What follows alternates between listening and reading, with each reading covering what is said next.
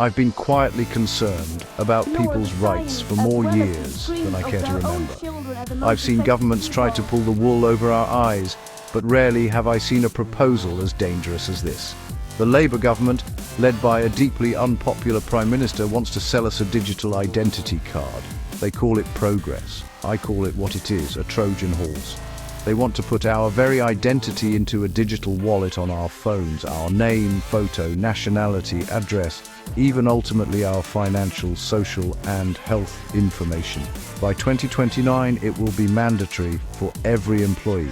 Your boss will have to scan your phone just so you can work. This isn't about convenience, it's about control, making it easier for them to track and monitor us. We're being asked to trust a fragile, centralized database run by a state with a long history of IT failures. Millions have already signed petitions against it. People aren't buying the government's justifications.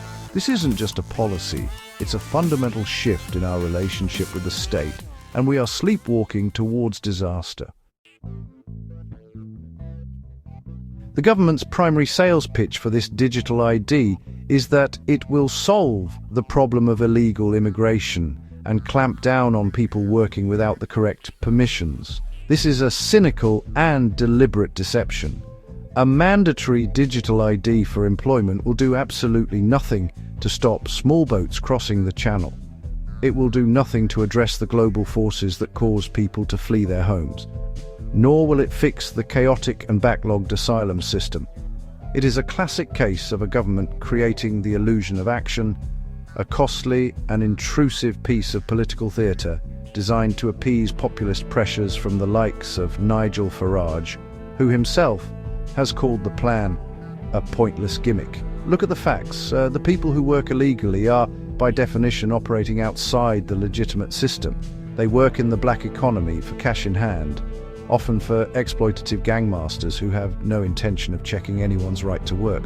Forcing every law-abiding citizen and legitimate employer to adopt this complex digital system will not touch these criminals. Instead, it will push vulnerable migrants even further into the shadows, making them more susceptible to modern slavery and abuse. It won't solve the problem, it will just hide it better, creating a two-tier society where an underclass is even more brutally exploited, completely off the grid and beyond the protection of the law. It's not just me saying this. Critics from across the entire political spectrum, from the Conservatives to the Liberal Democrats, have pointed out this fundamental flaw. Even Peter Hyman, a man who advised both Tony Blair and Keir Starmer, predicts the plans will be dead in the water because the government has failed to make a convincing case. They can't make a convincing case because there isn't one. The policy is not designed to be effective, it is designed to be seen. It's a headline-grabbing initiative from a government that is so deeply unpopular, it is grasping at any straw to appear in control. The real problems require difficult, long-term solutions, not a shiny new app. Let us not forget that we have been here before. Tony Blair's Labour government tried to force ID cards on us in the 2000s, and the public overwhelmingly rejected them for the same reasons. The scheme was a costly failure, eventually scrapped because it was recognised as an expensive, unworkable, and profound threat to our civil liberties. Now, a new Labour government is making the exact same mistakes, but this time with technology that makes the potential for control infinitely greater. They have learned nothing from history and are asking us to pay the price for their political amnesia with our fundamental freedoms. The digital ID card is just the beginning. It's the foundation for a future of total state surveillance and control. Once every citizen is logged and tracked, the possibilities for intrusion become limitless. Civil liberties groups are right to sound the alarm. This isn't scaremongering, it's a logical projection. The database becomes a single point of failure, a honeypot for hackers, and a tool for any government to monitor citizens. Your digital ID could soon link to your health, travel, bank accounts, and more. Imagine a future where your money is programmed, and your access to services can be restricted at will. We're building the cage, assuming no one will ever lock the door. Many people don't have passports or smartphones. Will they become non-citizens, unable to function in society? Instead of uniting us, this scheme risks creating new divisions and a digital underclass. The opposition to this digital ID scheme is not a fringe movement. It is a vast and growing coalition of ordinary people from all walks of life. Public support, which the government was counting on, has completely collapsed. A recent poll showed that a proposal which once had a plus 35% net approval rating has plummeted to minus 14% since Starmer's announcement. The British public is smart. They can smell a rat. They understand the difference between genuine security and the illusion of it, and they value their freedom far more than this government gives them credit for.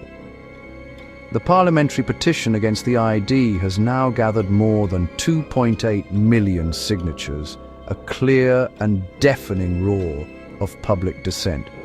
And this isn't just a fight happening in England either. The devolved governments are rightly pushing back. In Scotland, the SNP has voiced its opposition. In Northern Ireland, the First Minister has warned that a compulsory ID scheme is ill thought out and could threaten the delicate balance of the Good Friday Agreement by creating different classes of citizenship. When a policy manages to unite Nigel Farage, the Liberal Democrats, the Conservative opposition, civil rights campaigners and the leaders of the devolved nations against it, you know it is profoundly wrong.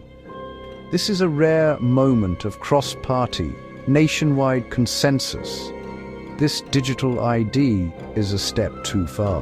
We are standing at a crossroads. One path leads towards a society of increasing surveillance, control, and digital exclusion. The other path upholds the principles of privacy, autonomy, and personal freedom that we have fought for centuries to protect. The government is trying to force us down the wrong path, using fear and political expediency as its guide. They are hoping we will be too distracted, too tired, or too intimidated to resist. They are hoping we will trade our liberty for a hollow promise of security. We must prove them wrong.